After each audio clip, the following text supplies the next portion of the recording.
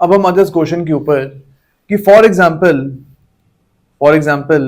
M is a person, M is a person, ये सी के अगेंस्ट एक सूट फाइल करता है। ओके, प्रॉपर्टी का सूट है ये। यहाँ पे M is actually filing the suit in the capacity of an owner. एक ओनर की कैपेसिटी में एम यहाँ पे सूट फाइल कर रहा है, एंड सी जो है यहाँ पे वो एक ओनर की कैपेसिटी में ही सूट को लड़ रहा है। यानी एम बोल रहा है मैं इस प्रॉपर्टी का ओनर हूं, और सी बोल रहा है मैं इस प्रॉपर्टी का ओनर हूं। तो यहाँ पे दोनों के टाइटल्स हमको पता लग गए। अब इसके बाद एक सेकेंड सूट फाइल होता है, सूट 2 यहाँ पे फाइल होता है। यहाँ पे एम इज एक्चुअली सेइंग कि I am the manager of this property, मैं इस प्रॉपर्टी का मैनेजर हूं। एंड सी बोलता है कि मैं इस प्रॉपर्टी का ओनर हूं। ओके, एंड एम ने ही सूट सी के अगेंस्ट फाइल किया। अब क्या इस सूट के ऊपर रेस जुडिकाटा लगेगा? हमको यहाँ पे याद रखना है कि यहाँ पे एम का टाइटल जो है दोनों सूट्स में डिफरेंट है, दोनों सूट्स में एम का टाइटल डिफरेंट है, एंड दैट इज वाई यहाँ पे रेस जुडिकाटा नहीं लगेगा। ओके, यानी सूट 2 जो है ये भी कोर्ट में चलेगा। हमको याद रखना है for res judicata to apply the title of both the parties must be the same in both the cases. यहाँ पे एम का टाइटल डिफरेंट है, एंड दैट इज वाई यहाँ पे रेस जुडिकाटा नहीं लगेगा।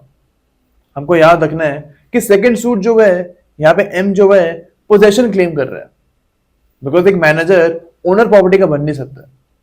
अ manager can not be an owner of the property, and that is why यहाँ पे एम जो है वो इस प्रॉपर्टी की पोजेशन के लिए केस कर रहा है।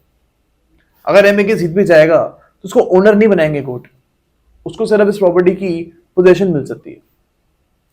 ओके, तो हमको यहाँ पे ये चीज याद रखनी है। अब एक और एग्जांपल हम लेते हैं। फॉर एग्जांपल एक केस है, ए ने बी के अगेंस्ट फाइल की है, एंड ये भी प्रॉपर्टी का ही केस है। ओके, अब यहां पे ए जो है he is claiming that he is the owner of the property, and B पे यहाँ पे ए बोल रहा है कि मैं इस प्रॉपर्टी का ओनर हूं। ओके, अब ए ने यहाँ पे बोला है कि ये प्रॉपर्टी मेरे को कस्टमरी लॉ के तहत मिली थी, यानी जो मेरा कस्टमरी लॉ है इसके अकॉर्डिंग ये प्रॉपर्टी मेरे को रिसीव होनी चाहिए, एंड मैं इस प्रॉपर्टी का ओनर हूं। एंड बी यहाँ पे बोलता है कि प्रॉपर्टी मेरे को सेल के थ्रू मिली थी। अब इस केस में ये डिसीजन आता है that A is not the owner of this property, A इस प्रॉपर्टी का ओनर नहीं है, ये इस केस में डिसीजन आता है। अब आगे जाके सूट 2 फाइल करता है, ए सूट 2 फाइल करता है सेम मैटर के ऊपर, सेम पार्टीज हैं इस केस में। यहां पे A is claiming to be the owner of the same property,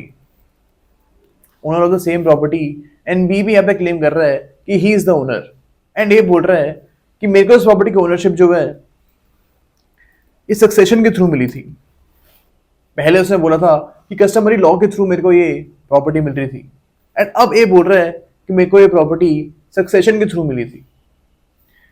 okay, अब बी ने कोर्ट को बोला कि इस केस में रेस जुडिकाटा लगना चाहिए, res judicata will apply in this case, ऐसा बी बोलता है। अब क्या इस केस में रेस जुडिकाटा लगेगा? यहां पे res judicata will not apply, because यहां पे आप देख रहे हो टाइटल जो है दोनों केसेस में सेम है। ये फर्स्ट केस में भी ओनर की कैपेसिटी में ही सूट फाइल कर रहा था, एंड सेकंड सूट भी इसने ओनर की कैपेसिटी में ही सूट फाइल की है। लेकिन यहाँ पे मैटर एंड इशू अलग अलग है, यानी जो टाइटल ए को मिला है ये किस टाइप से इसको मिला है ये अलग अलग है दोनों केस में। पहले केस में इसको टाइटल जो है वो कस्टमरी लॉ के अंडर मिला था, एंड सेकंड केस में ए क्लेम कर रहा है कि मेरे को ये प्रॉपर्टी सक्सेशन के थ्रू मिली थी। तो यहाँ पे the matter and issue in both the cases are different. लेकिन हमको याद रखना है कि अगर मैटर एंड इशू डिफरेंट होता है तो रेस जुडिकाटा अप्लाई करेगा।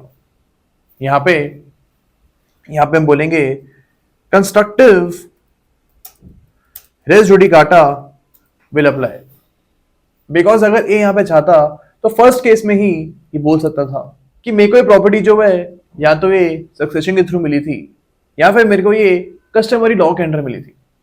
इसको फर्स्ट केस में ही दोनों चीजों को आर्ग्यू करना चाहिए था। एंड अगर इसने फर्स्ट केस में दोनों चीजें आर्ग्यू नहीं करी है तो अब ये दोबारा केस फाइल नहीं करेगा, यहाँ पे कंस्ट्रक्टिव रेस जुडिकाटा लग जाएगा। कोर्ट यहाँ पे मानेगा कि इस इश्यू को भी ए ने फर्स्ट केस में ही उठाया था एंड अब दोबारा ए सेम इश्यू के ऊपर सूट फाइल नहीं कर सकता। तो हमको ये रूल याद रखना है कि अगर टाइटल डिफरेंट है दोनों केस में तो रेस जुडिकाटा अप्लाई नहीं करेगा। एंड अगर मैटर एंड इश्यू जो है दोनों केसेस में डिफरेंट है तो यहाँ पे constructive res judicata can apply.